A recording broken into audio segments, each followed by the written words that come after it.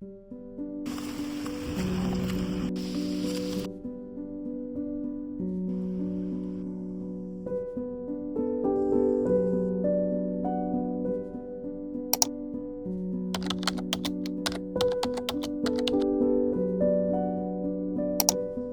y'all, my name is Lizzie. Welcome to my channel. If you're new here, I talk about all things reading and writing. I'm based in Charleston, South Carolina. Today, however, I'm going to visit my grandparents in Oak Island, North Carolina, which is like a 3 hours drive away. And I thought I would take y'all with me and show you how beautiful it is there. Right now, I am currently reading Model Home by River Solomon and The Lying Lives of Adults by Elena Ferrante. So I'll check in again when I finish these so we can talk about them. I'll give some reviews. It'll be a great time.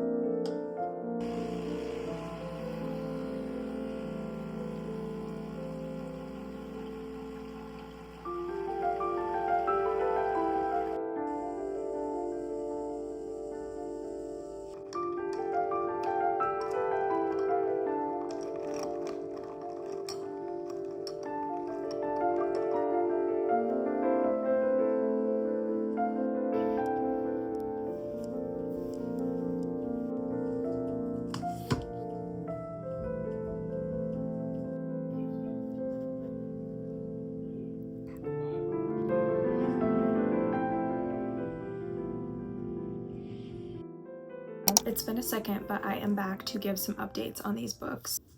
First, I finished Model Home by River Solomon, which I think I'm gonna end up giving like 3.5 to 4 stars. This is a horror novel with like a metaphorical, allegorical take on the haunted house trope. Kind of similar to Shirley Jackson's We've Always Lived in the Castle. The question is, are people the real horror, or is it really the house? Our main character is one of 3 siblings, and they have left America for the United Kingdom with their child and are called back to Dallas, Texas when something goes wrong with their parents in the house.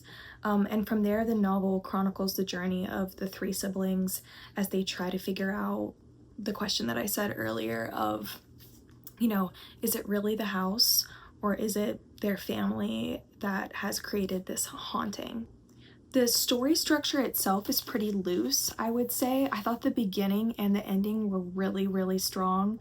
I saw some discourse on Goodreads when I was looking at the reviews of like, some people loved the ending, some people hated it. For me, I think it tied everything together really well.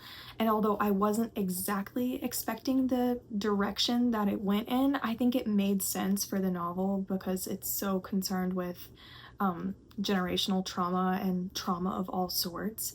It's definitely a heavy read, but I think it's written really well. The author obviously is super smart, and although I in the middle I found myself wishing that they were spending more time with the house. That's not really the point of the book per se, but in the middle I did find myself questioning like, where is this going? I was a little lost, but I think the ending tied it up really nicely. And this is my first book by this author, but I think I'll definitely be checking out some more of their works because I thought this was amazing. The reason this video, or like the vlog parts of this video, are so long is because I was really struggling to get myself to finish this book just because it's pretty heavy. I think this was between like 4 to 4.5 for me, just because similar to the last book, the ending really pulled it together for me. Like I was flying when I hit the ending, but the middle was kind of like, I don't know. So this is The Lying Lives of Adults by Elena Ferrante. If you know me at all, you know that Elena Ferrante is one of my favorite authors. She was a recent discovery for me. I remember in my freshman year creative writing seminar, the professor recommended her very famous series, My Brilliant Friend, the Neapolitan Cycle, but I was like, I picked it up, I tried it, and I didn't really like it. But for me, her standalone novels are just absolutely some of the best books that I've ever read. And so I've been following along and keeping up with her ever since then. Anyway, The Lying Lives of Adults is her latest standalone release after, you know, the success of My Brilliant Friend. And I think it's been turned into a show, which I may check out, may not. But this novel is a coming-of-age novel, a Bildungsroman, centered on the life of a young girl living in Naples. And she's kind of, the premise is that she's torn between the lower side of her family, who lives in the lower part of Naples, and her mother and father's world, which is in the higher part of Naples. They've really brought themselves up. They've become very rich. They're academics. They work at the university. The main character finds herself torn between the world of her parents and the world of her aunt Vittoria, who really influences her. The first line of this novel is absolutely killer. Let me read it to you. And it's the premise for everything and how things unfold. 2 years before leaving home, my father said to my mother that I was very ugly. Like, what? What a killer opening line. It's such a great opening line because it really foretells the themes that the book is going to grapple with. Giovanna, throughout the novel, really struggles with her self-identity. Is she beautiful? Is she worthy of love from people other than her parents? And the plot too, of course, deals with these same themes. One of the main questions that the novel is asking is, will Giovanna become like her parents? And without spoiling too much, it's revealed that her father and her mother have both done some things that are a little iffy.